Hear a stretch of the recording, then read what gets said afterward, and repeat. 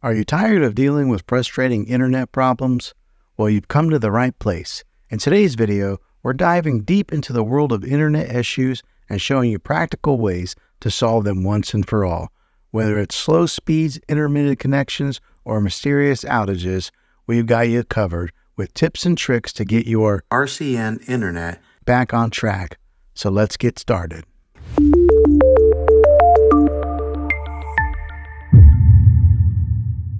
The first one is the easiest one to try, and that's to take any device that you're having issues with, whether it be your cell phone or maybe a TV, and power it down or unplug it from the wall outlet. Powering it down or unplugging any kind of power source going to it is what we call a hard reset.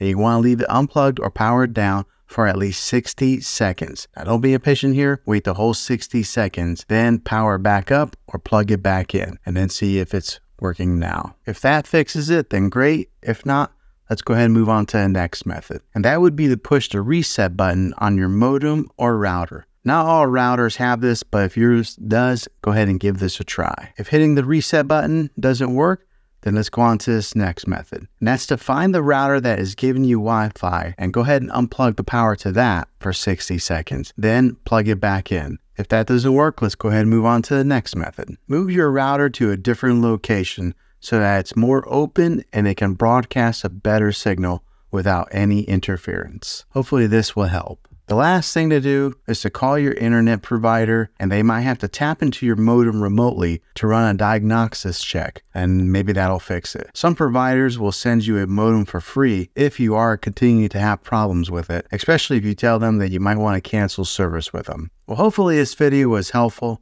If it was, go ahead and throw a thumbs up on it. Go ahead and subscribe to my channel. I make tech videos all the time, and I'd love to have you back in the next one. Take care.